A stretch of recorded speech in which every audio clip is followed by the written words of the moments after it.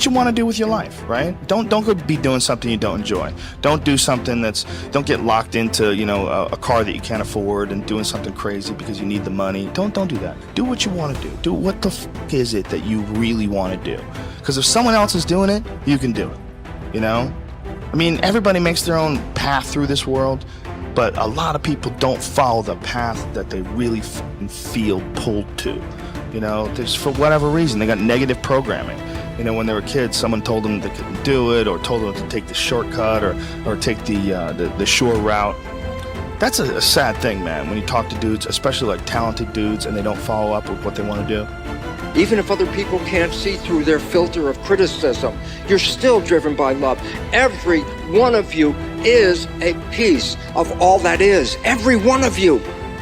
And if that critical mind comes up and says not good enough in any sense, there's a point where you have to stand back and say, that's not me. I am more than the program.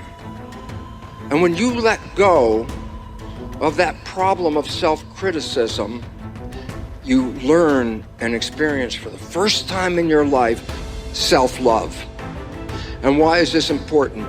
Because as I learned through years, I could not love the people around me until I could learn to love myself. The glory of life on this planet cannot be built by anything else in the universe than what you can do here. You are creators. Own your creativity. Own your spirit. It's not words. It's not devotion. It's a true knowledge. You are spiritual. And that is the opening of life. There are a lot of people who are biting their fingers in fear that they might lose their jobs. But there are few people who have decided within themselves, I'm going to make it. Some people aren't waiting to be cut. Some people are moving on their own because they feel within themselves, I've got what it takes to make it. They're not afraid about tomorrow because of how they see themselves, because of what they feel that they deserve, because of what they feel that they can create for themselves. Because these people have decided, as they look at the future, as they look at themselves, there's a way. Where there's a will, there's a way for me to begin to create a way out of no way. And when you have that kind of consciousness, when you have that kind of spirit, nothing can stop you. Nothing. Have you ever given much thought to the idea that the spoils in life go to the risk takers? If you'll give it some thought, I think you'll come up with the same solution I arrived at. A survey indicated that 98% of the men in the country are looking for security in their work. That is, they're mainly interested in losing themselves deep in the warm, nourishing viscera of some large corporation, which is fine. I'm not knocking it. I'm just commenting on it. But these are not, as a rule, the risk takers. They're more the play it safers.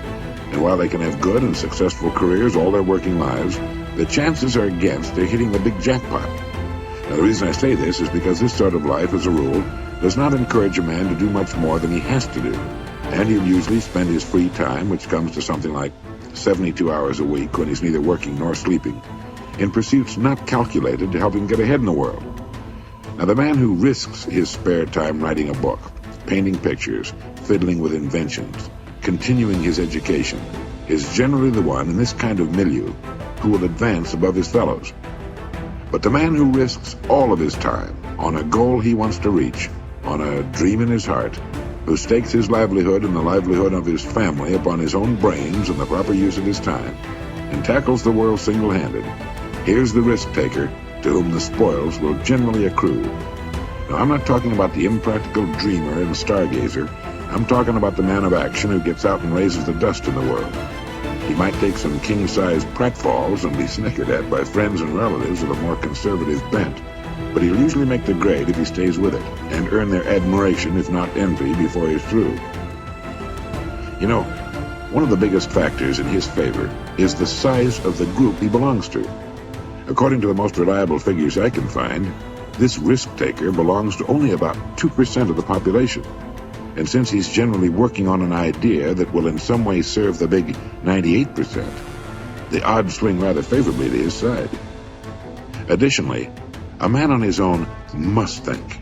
He must devote more of his days to thinking.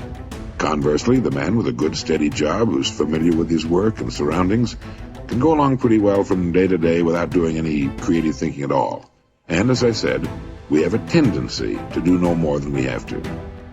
Anybody who spends a good deal of his time thinking is going to come up with a good idea once in a while. The law of averages is definitely on his side. And if you think about it a minute, you realize that he only needs a few, maybe only one really good idea to make it big. Now, the more you think about it and analyze it, the more it makes you think that what appears to be the risk taker really isn't nearly as big a risk taker as you might imagine. The cards are stacked pretty well for him from several important standpoints. But as I said in the beginning, the spoils definitely go to the risk taker. Life is full of hidden contradictions. One is that the man who thinks he's playing it safe really isn't. And the man who seems to be taking the greatest risks, considering the law of averages, is playing it safest. If you just make a decision, it can be sometimes the day that starts you on a brand new journey. Now, some decisions are incidental and some are small and some, are part of a working day. But sometimes decision making can be one of the most important days of your life. Maybe a decision you've postponed, and now you understand the penalty of postponing that decision. You've got to do something, and finally you come to the conclusion, today is the day. I now decide. And whether you decide on a new direction, whether you decide on a refinement in philosophy, whether you decide to act when before you haven't acted, you decide on a series of things that you're going to do.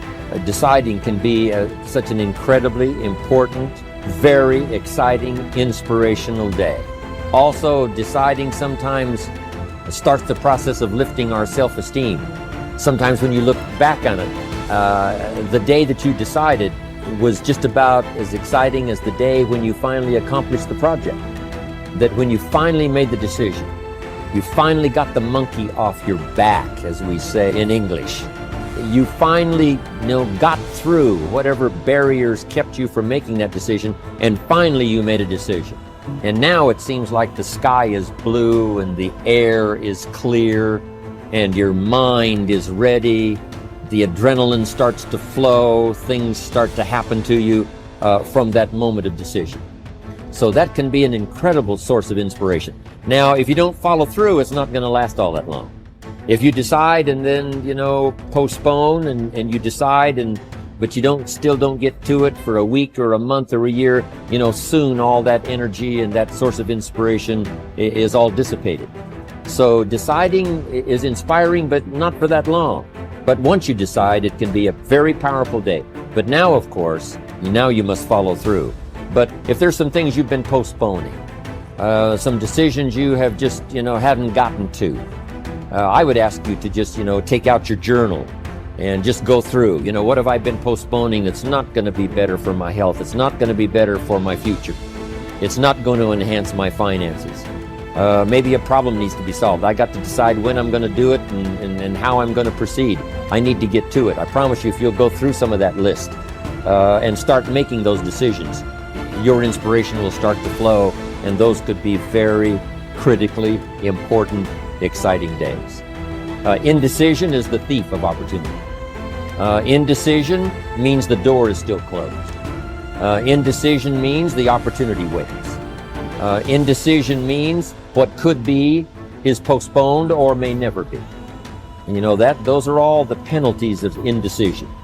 And sometimes we can't make a snap judgment. We can't decide immediately on something so important. But after a while, we must understand sometimes the heavy penalty of putting off our decision making. So, one source of inspiration, deciding. Nothing is so embarrassing as watching someone do something that you said could not be done. People who embrace possibility thinking are capable of accomplishing tasks that seem impossible because they believe in solutions. When you believe you can do something difficult and you succeed, many doors open for you. Big thinkers are specialists in creating positive, forward-looking, optimistic pictures in their own minds and in the minds of others. If you embrace possibility thinking, your dreams will go from molehill to mountain size, And because you believe in possibilities, you put yourself in position to achieve them. The winners in life think constantly in terms of I can, I will, and I am. Losers, on the other hand, concentrate their waking thoughts on what they should have done or what they don't do.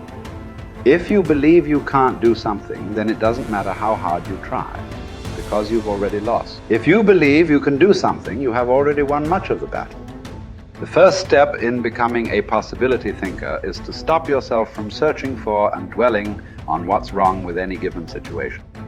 Sports psychologist Bob Rotella recounts, I tell people, if you don't want to get into positive thinking, that's okay. Just eliminate all the negative thoughts from your mind. Whatever's left will be fine. If possibility thinking is new to you, you're going to have to give yourself a lot of coaching to eliminate some of the negative self-talk you may hear in your head. When you automatically start listing all the things that can go wrong or all the reasons something can't be done, stop yourself and say, don't go there.